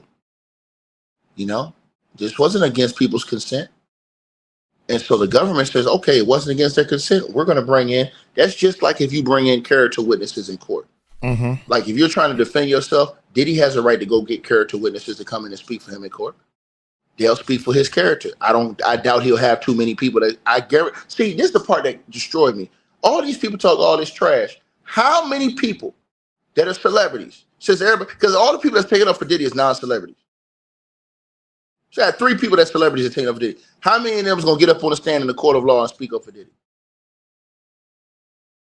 Which means that if they take their punk asses on the stand, they can get cross-examined. Which means that if Diddy's lawyers say, hey, look, we need to call you on the stand to be a character witness for Diddy, they get up on the stand. Now what's going to happen is that the government is going to look into their whole history and background. So if they got any type of smut on their name, any type of dirty shit they've been sitting on, any type of stuff, the government going to expose that shit in court in front of everybody and destroy their character and say, hey, how can you take this person as a character witness when they got blah, blah, blah, blah, blah, blah, blah, all in their name and their history? The only people that's going to speak up for Diddy, in my opinion, is family and people like that. So the government's saying, hey, look, since he says that all this stuff is false, not only are we going to bring evidence, we're going to bring all these witnesses in here for crimes that we haven't even, we ain't even charged them with all this shit that we got right here. We're going to bring all these other people in here, and they're going to tell you about this scumbag. And then we're going to show you the evidence to line up to what they're saying. That is what's going on. Let's keep going. Class in session. And to argue at trial that he believed every alleged coercive sex act was consensual, the defendant has put his knowledge and intent squarely at issue. To resolve that dispute, the jury is entitled to hear the testimony of redacted. That testimony... Hold on. To the person who says yay, let me say this to you. Foxy Nala, I'm going to say something to you. They'll never put yay on the stand. Let me repeat myself to you again. They will never put yay on the stand for no Diddy. Let me repeat that to you one more time. They will never put Ye on the stand for Diddy. And I don't want to talk to you like that, but I'm just keeping it 100. I don't care what Ye say. Ye got 3 or 4, 5 lawsuits out against him right now around the same area. He ain't getting cooked the same way Diddy getting cooked. That's for one. For two, Diddy's lawyers probably don't even like Ye because they're the people that Ye is attacking. He will never be a witness. They will even if he was they would never bring him as a witness. You think they put him on the stand to where he get cross-examined? That nigga mess around and indict everybody. You go ahead and put Ye on the stand if you want to and see what happens. Put Ye ass up there on the stand and the government get to asking him questions. They gonna have everybody locked up. That you think it's a game if I'm telling you right now. Yeah, put him on the stand and see if you want to. Establishes that the defendant made no mistake when he coerced other victims into unwanted sex. It proves that the defendant intended to take the sexual gratification he wanted regardless of consent. So the government argues that the alleged sexual assaults of redacted, that it is admissible to help prove the criminal enterprise under the racketeering charge, because the idea is that this enterprise, this criminal enterprise, was set up to fulfill Combs' sexual desires. That the testimony of these alleged victims of uncharged acts shows intent under Rule 404b2, that he intended to coerce the victims in this criminal case into unwanted sexual activity, that this is a non-propensity purpose. Quote, given the graphic testimony that the statutory victims will collectively give about years' worth of beatings, drug-fueled coercive sex marathons, and multiple rapes, these are the people who will testify as part of the criminal charges, the non-statutory victims' testimony, meaning the people who testify as to this uncharged conduct, will be no more inflammatory than the evidence that the jury will already have before it at this trial. Accordingly, the highly probative proffered testimony is not unduly prejudicial under Rule 403, which we discussed before. So let's actually get into that. The government says that this evidence that it wants to introduce is admissible under Rule 413, which we discussed before, the idea that in sexual assault cases, other acts of sexual assault can be admitted. Now, the government, not surprisingly, disagrees with Combs' characterization that he isn't accused of sexual assault in this criminal case, so the rule doesn't apply. The government responds and claims the commercial sex acts as part of the transportation to engage in prostitution charge he's facing and the underlying sex trafficking allegations in the racketeering charge he's facing and the forced labor allegations, they all contain multiple sexual assaults. That's what this is about. You don't have... I told y'all. So when these bums come out here saying, I told all y'all this way before Law and Crime told y'all. All those crimes, they charging that nigga under those different, the RICO Act, under the Sex Trafficking Act, and the Prostitution. I told y'all that. They don't bundle all this shit up. That's what the feds did. They charged him underneath there. That's why when everybody was saying that shit about the video, the video don't mean nothing. Yes, it does. This nigga is in the indictment. It's in the on page, open the contract. Turn to page 3. Now it's on page 4. Go to page 4. It says it right there. Under count number 1, racketeering conspiracy. It says it right there on page 4. That's what he's being charged with. But this is what happens when the people don't read paperwork, they get caught in stupid situations. They're going to F around and find out. Bookman. He's done, son. Done? To be charged with sexual assault. He's been accused of sexual assault as part of this criminal case. Next, the government argues that this evidence is also admissible under Rule 404B. Again, the evidence of other crimes, wrongs, bad acts proves something other than propensity. Again, intent, motive, knowledge, absence of mistake. So namely, they make the argument that Combs had the intent to sex traffic these victims in his current criminal case and coerce all 4 of these victims to engage in forced labor. And that is especially true because their argument is Combs is going to argue at trial that all the victims consented to sexual activity. Again, this uncharged act, this alleged prior bad act, that is used to prove he knew that his victims didn't consent, that he intended to sexually gratify himself regardless of consent. And there was no mistake when engaging in non-consensual sex acts. In other words, it is evidence we need to prove our underlying crimes in the indictment. Quote, the defendant's history of refusing to take no for an answer and intentionally seeking to gratify his own sexual desires, regardless of consent, strongly supports the inference that he had the same mindset, the same intent when coercing the statutory victims to engage in the charged sexual activity here. And then in a similar fashion, evidence that the defendant knew the non-statutory victims did not want to engage in sexual activity supports the inference that he knew or recklessly disregarded the fact that he was causing the statutory victims to engage in sex acts against their will. Thus, when the defendant inevitably argues at trial that he had no clue these 4 women did not want the sexual experiences that he demanded, the government should be able to point out that someone as practiced as he is in sexual assault surely recognized the signs of non-consent. And when the defendant claims that he only ever intended to have consensual, loving sexual experiences with the statutory victims, the government should be able to point out his repeated intent to sexually gratify himself with unwilling participants. So that's gonna do him in right there. So they basically saying, y'all, because Diddy said that all these people is lying. I'm gonna put this in layman's term for everybody that can understand it. Y'all smash the like button. We should have, by the end of this video, we should have about 10,000 likes by the time this video is finished tonight. I'm gonna tell y'all something. They're saying because Diddy is denying and saying that all these people's lying and that they all had consensual sex. That's in the indictment. What they did is we're gonna go get a whole new rack of people that we ain't even charged you with. That we have evidence. And not only evidence, we have their statements and they're willing to testify against this dude. So we're going to bring that evidence and their testimony in the court to prove that not only is Diddy a liar, but he has a pattern and a history of doing this. That is going to destroy Diddy. And what's going to happen is they're going to bring all those individuals on the stand with that evidence. Yeah. They're going to display this different evidence. They're going to name names and they're going to name salacious, disgusting, despicable, unbelievable allegations to the T. And that alone is going to absolutely destroy him. And then other people who might not even be charged, they're going to get chopped down basically because their names are going to be put in this. So their entire integrity is going to be destroyed. You're going to see it's going to happen right there in court. Well, other people's names are going to get brought up. Everybody's going to say, damn, this person was there. You might have just been there. And you might get identified as being there. People shitting bricks. I'm telling y'all this. I'm telling y'all this. So y'all need to pay attention to all these different things that's going on. That's why the government, that's why I told y'all that third superseding indictment was the hammer. I tried to tell y'all this.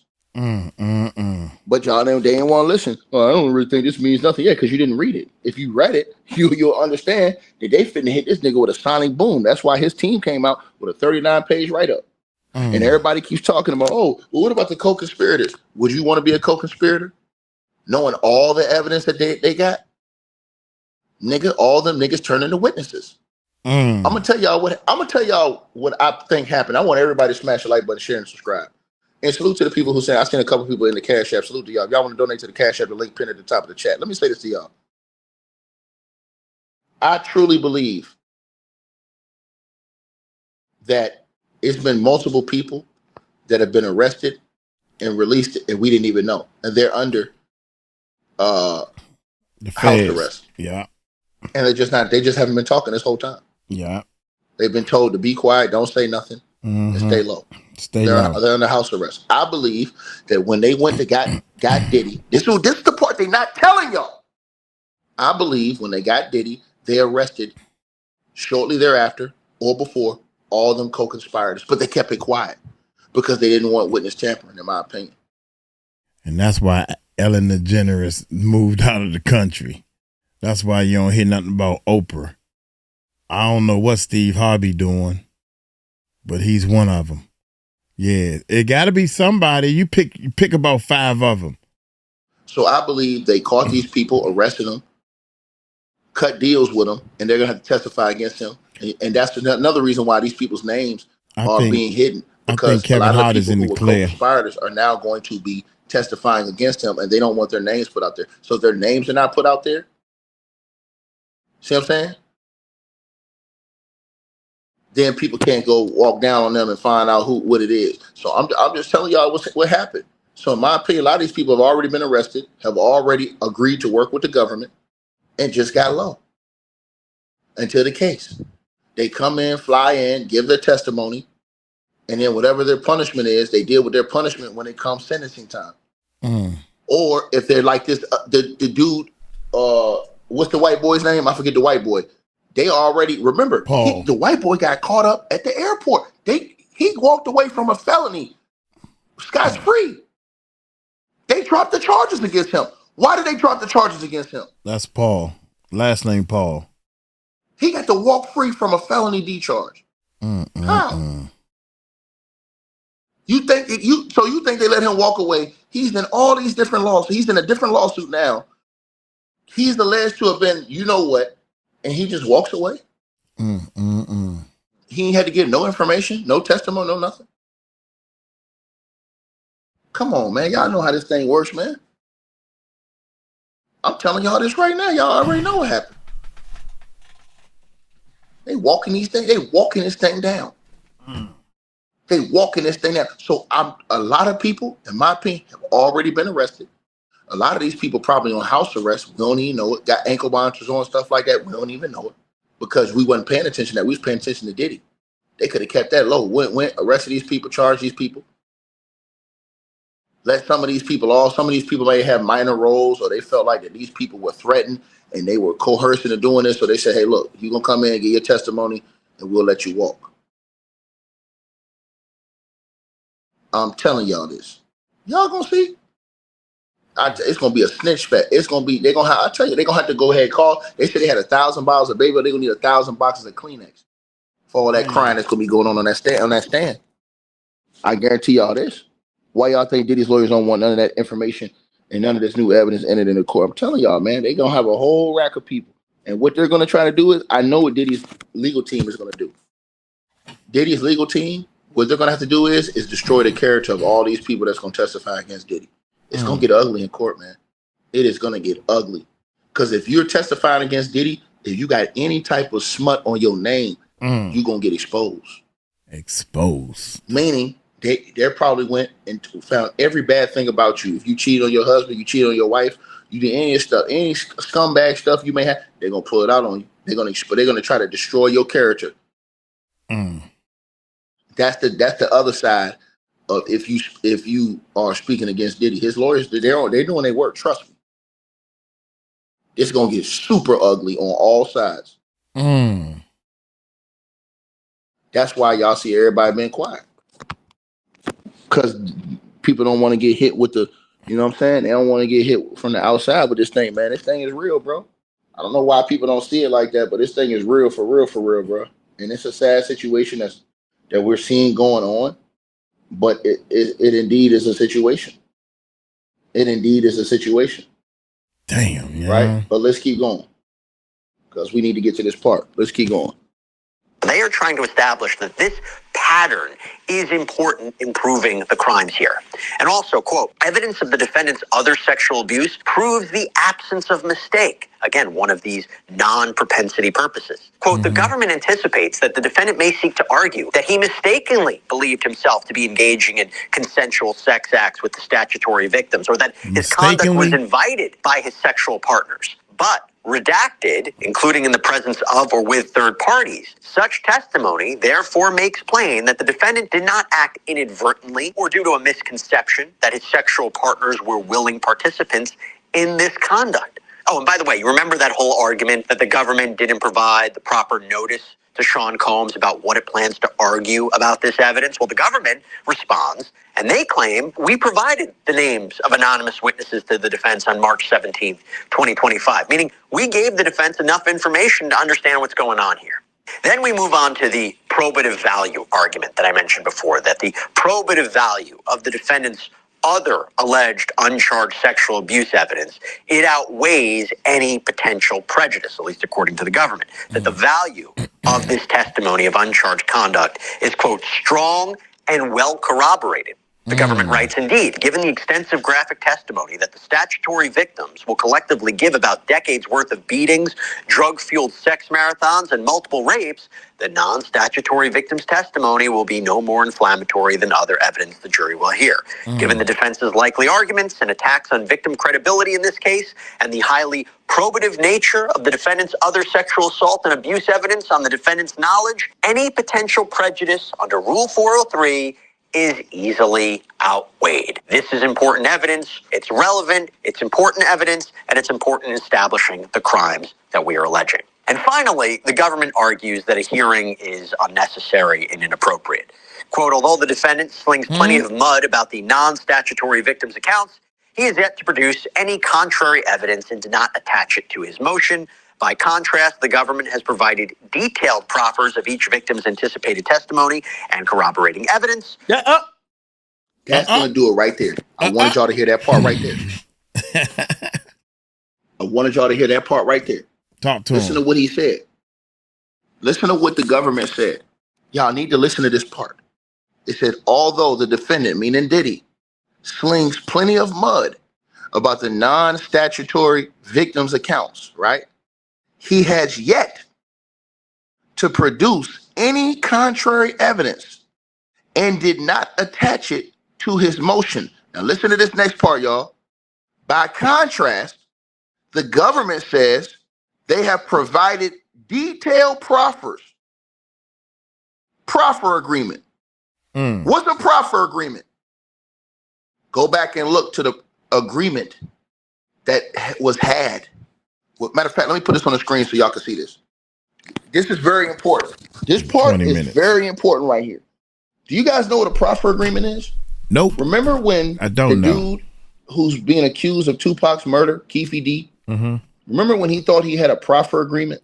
But they're saying that, nah, that was no good. A proffer agreement is when you give a testimony or account that's not going to be used against you. Meaning, let's say you were involved in a crime. This is how y'all know niggas is snitching on this dude, right? He got a lot of snitches, bro, that presented evidence against him. Proffer agreement is, so if I did a crime with you and I go and tell the feds about what you did and I present evidence that could implicate me, it protects me because I'm helping them give you. The feds are admitting that they have people who gave proffer agreements. This is going to do it right here. I'm going to show y'all on the screen this. This is why I kept trying to tell y'all this. Everybody keep talking this shit. These people don't know nothing about paperwork, don't read paperwork, ain't never went to no. I'm telling y'all these dudes ain't studied nothing. Read here, right here on your screen. It's right there on your screen in the paperwork. The devil's in the details. Although the defendant, who's Diddy, slings plenty of mud about the non-statutory victims' accounts, he has yet to produce any contrary evidence and did not attach it to his motion. By contrast, the government has provided detailed proffers, that means snitches, who work with Diddy. So this is how they're going to eliminate Diddy right here. This is not people who just are testifying against Diddy and saying, oh, he did something to me. No. Proffers means that they got people who work hand in hand with Diddy, who may have committed crimes themselves, who have now given detailed proffer agreements, which avoids their prosecution, which now you would understand too is why so many people aren't being hit as far as this conspiracy is concerned, because people are giving, and then you got people who probably ain't even involved in this trial who are giving information but are afraid, or maybe were afraid to give information because it would implicate them in a certain crime, that the government said, nah, if you come give us this, we won't even implicate you. It's a proffer agreement. That's what 𝗗𝗢𝗡𝗞𝗦 thought he had when he went in there and talked to that police officer, Caden. He thought he had a proffer agreement. You don't believe me? Look up a proffer agreement. Matter of fact, let's do that right here to show you guys what a proffer agreement is, right? So this is what happens when you read paperwork. You destroy dudes, right? So the definition of a proffer agreement, right? Right? Hold on. Let me put this on y'all screen. Hold on. Right? Let me show y'all. Right? It says a proffer agreement, also known as a proffer letter, or a queen for a day, end quote, is a written agreement between a prosecutor and a defendant or witness, allowing the defendant to provide information about a crime without the government using that information against them in later proceedings, except for certain situations. Diddy's done. He's done. He got snitches. I told y'all this. He got people that allegedly committed crimes with him that not only gave evidence, but gave detailed proffer agreements and statements and are going to testify against him and his whole organization in court. He's done. He's finished. I told you guys this. That's why I told y'all these people do not read. You cannot listen to these people because they don't understand anything. And I understand the language of the law, because when you read and you look up definitions and you watch other cases and you study this stuff, man, you always tell you to show y'all self-approval. And here it is right here for you guys who don't know. It's right there on your screen. It's right there on your screen. You can Google proffer agreement. It's right there. A proffer agreement, also known as a proffer letter or queen for a day, is a written agreement between a prosecutor and a defendant or witness, allowing the defendant to provide information about a crime without the government using that information against them in later proceedings, except for certain exceptions. You know what this means right here? And why are people anonymous? You know why some people may want to be anonymous?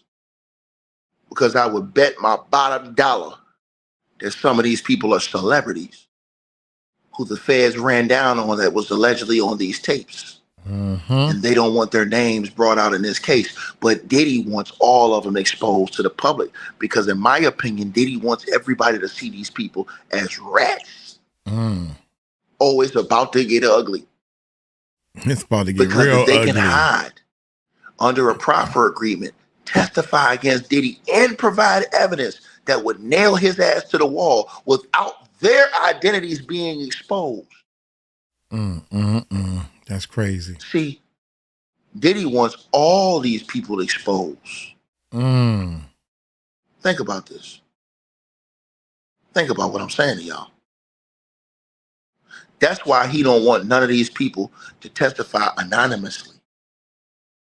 And I'm telling y'all this. Read the paperwork. By contrast, the government has provided detailed proffers of each victim's anticipated testimony. And read this second part right here, y'all. And corroborating evidence. Evidence. So not only do they have testimony, they have presented evidence as well. Meaning that these people that were in Diddy's inner circle over the years may have committed crimes that would implicate themselves. The reason why y'all don't see all of these other people being charged is because most of them have given proffers, agreements to keep themselves from being prosecuted. And they've given information, whether it be bank statements, whether it be flight informations, whether it be video footage, whether it be audio footage, whether it be photos, whether it be other types of recordings. Right? I need y'all to think. That's right? crazy, man. It says further, the accounts of non-statutory victims and those of the statutory victims corroborate each other. This corroboration, together with the detailed proffers of each victim's anticipated testimony, is sufficient to satisfy Rule 104, low threshold for reliability. You know what this kind of means too? The reason why Cassie cannot be prosecuted, and let me say this to you guys, in my opinion, she could be prosecuted in some of these situations if they wanted to, in my opinion, because of sex trafficking and things like that. But because maybe the government had sympathy for her or understood the situation or felt like maybe she really was in danger, they are allowing her to give her testimony to bury this dude. So she will walk free. Facts. That's facts right there. Because they look at it, they're looking at it, in my opinion, like, oh, okay, well, maybe she was a part of a crime, but she felt so forced, and then we had these beatings and stuff like that, and we're seeing these things, so she felt like, hey, I couldn't get out, man. I was feared for my life. I told y'all, that's what all those people gonna do. You better believe the feds got phones tapped and everything else. They're monitoring people's movements, everything. Yeah. I believe when everybody continues to say, why does Diddy not have all of these people that are his co-defendants that were in this conspiracy? Why? Because they're not stupid. When the feds came to them with evidence of what they had, they said, I ain't going to prison for you, nigga. And a lot of them didn't like Diddy anyways because he's probably getting their ass whooped. So it wasn't hard for them to get him in detailed bad contracts and all kinds the of evidence stuff and information they had to bury him. Damn, simple as that. Slam dunk. Slam dunk, baby. What's going to happen? They're going to get on that stand. They're going to get on that stage, you guys. And they're going to bury Diddy under that stage. They're going to bury him. Slam dunk. All of these people. All the people that was with him and around him, they're going to snitch on this dude. And the judge is going to allow all of them to remain anonymous. The only one that stood forward and put her name forward was Cassie. Cassie said, I ain't taking no shorts. She said, I'm going to testify under my own name. I don't care. I ain't taking no shorts unless it's coming from all a midget. Rest of them, anonymous. I ain't taking no shorts. They don't want their names to be, because you know why? They don't want to be known as snitches. And trust me, you better believe Diddy's team is itching. They want these people's names put out there because they want the pressure on these people to not be able to testify because the streets won't let them testify and be snitches. Because if the streets knew that some of these people were snitching,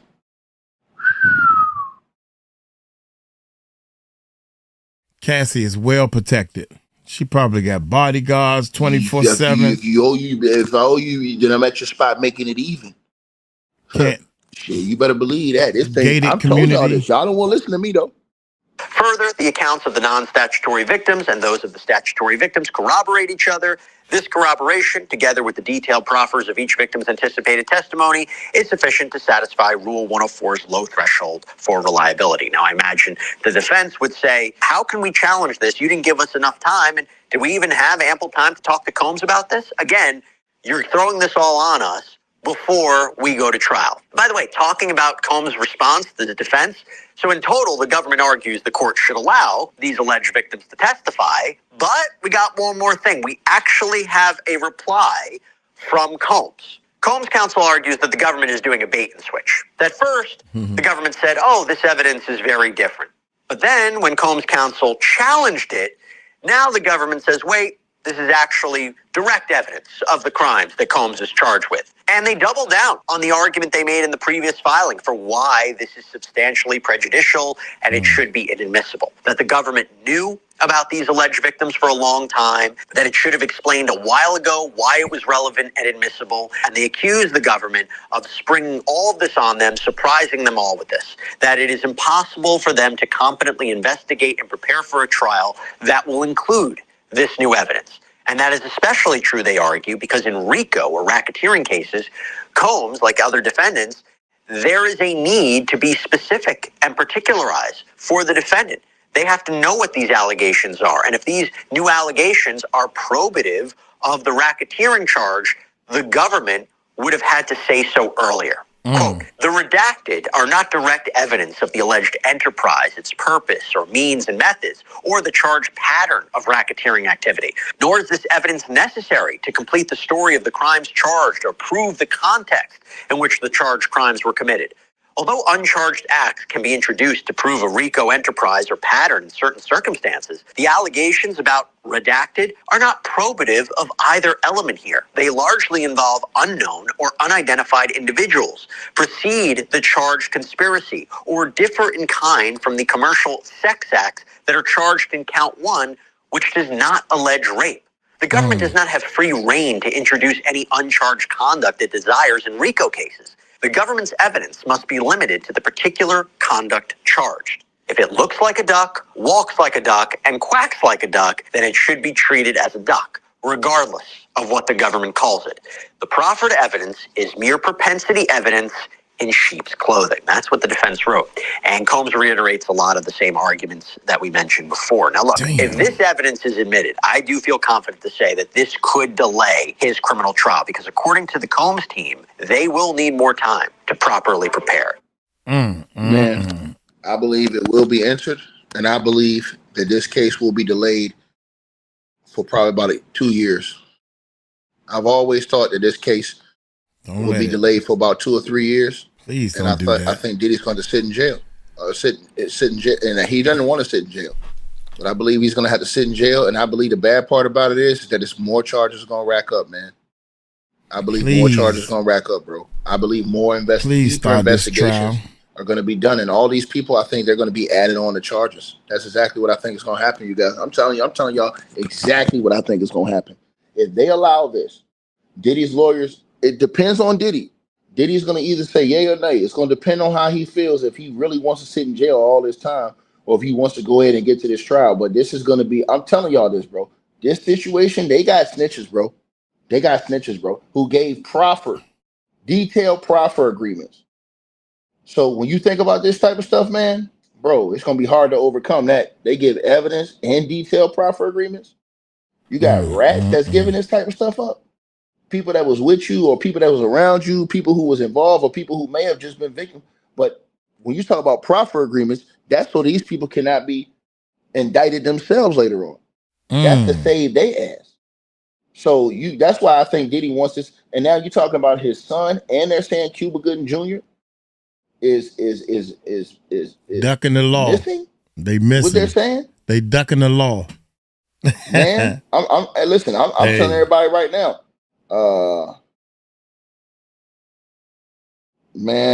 Bro. Wow, man. This joint we on a crazy ride. Seriously, truly, today I'm at a loss for words about this whole situation. This situation right here has blown my socks off, man. And I got more stuff that I'm hitting y'all with today too. Matter of fact, you guys that are in the chat room right now, y'all, I want y'all to do this. Click that link that I pinned at the top of the chat and subscribe to my other channel, because I have content about all of this stuff that I'm going to be putting out on my other channel. I'm going to be putting out detailed content on my other channel about this and other information. So y'all click that link. That's to one of the videos on my other channel. And make sure y'all do that right now. And press 1 in the comments if you guys have clicked that and subscribed to my other channel. Matter of fact, let me put a link in there right now. There's a link pinned at the top. That's to one of my other videos that I just put out.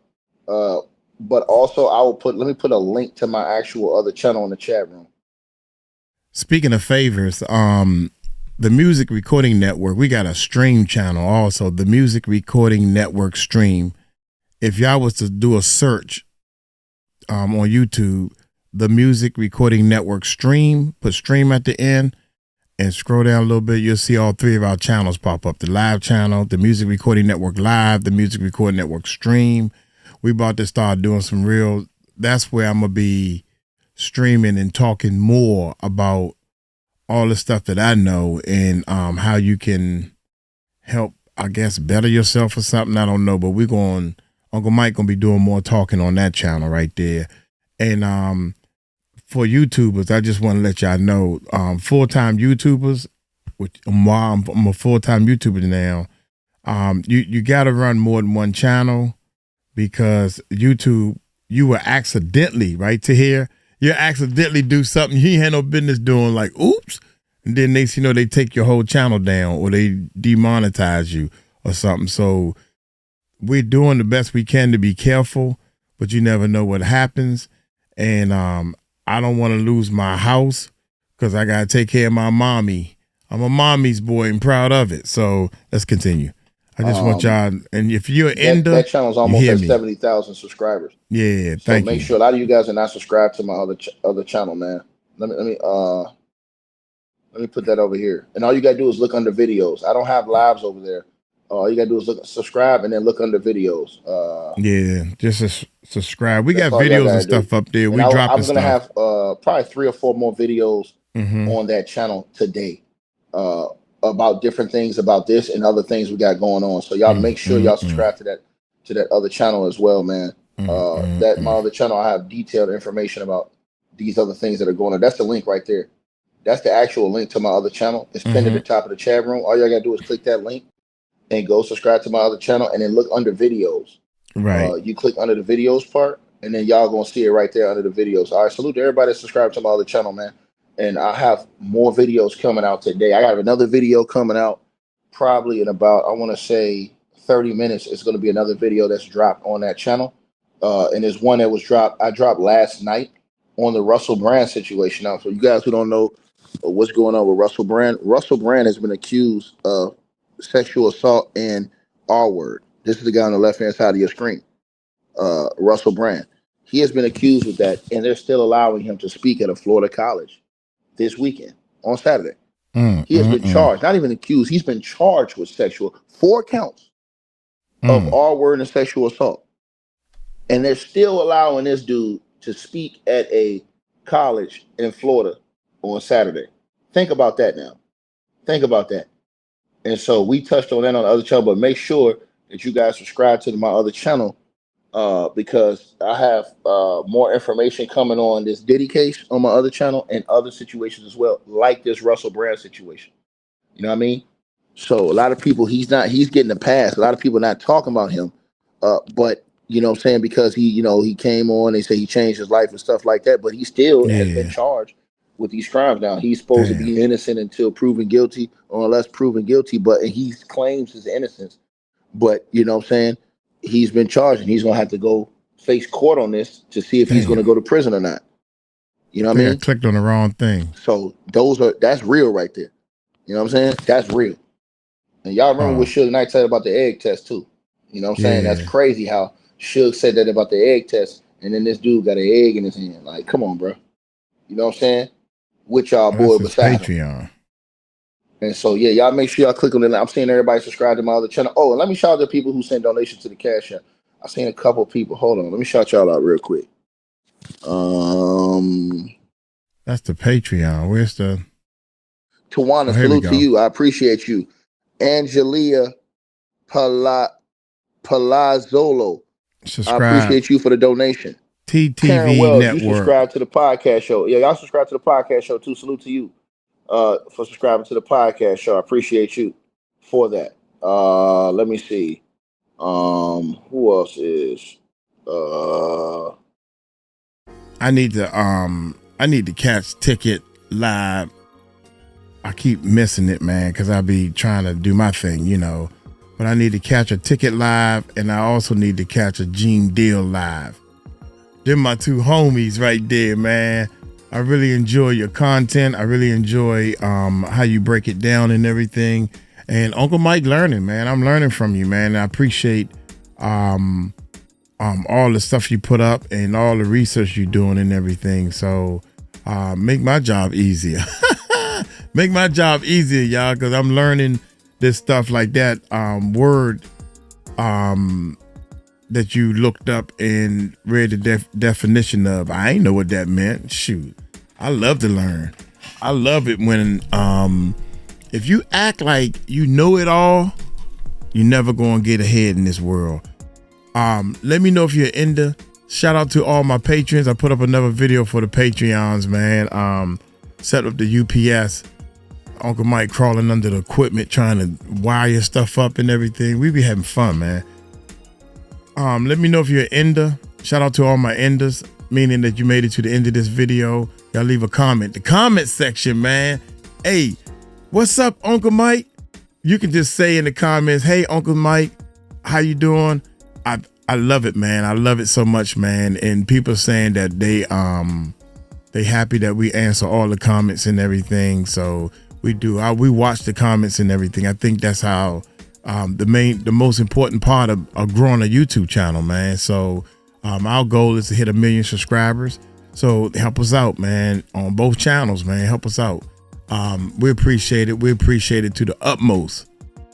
God dang, y'all don't know how much I appreciate this, man. I thought this would never happen to me, but it's happening. I'm a full-time YouTuber. I'm not gonna let y'all down. I ain't gonna let y'all down, man. I ain't got no reason. I ain't trying to take nothing from nobody that ain't got it coming to them. You feel me? I'm gonna get on up out of here. Suge Knight is coming up next, man. Suge Knight has just dropped something again. God, Suge Knight is doing podcasts from jail. If this was my world, that wouldn't be allowed. But hey, we're gonna get into it. Y'all take it light. Y'all take it slow. Tell them Uncle Mike told you so. Peace out.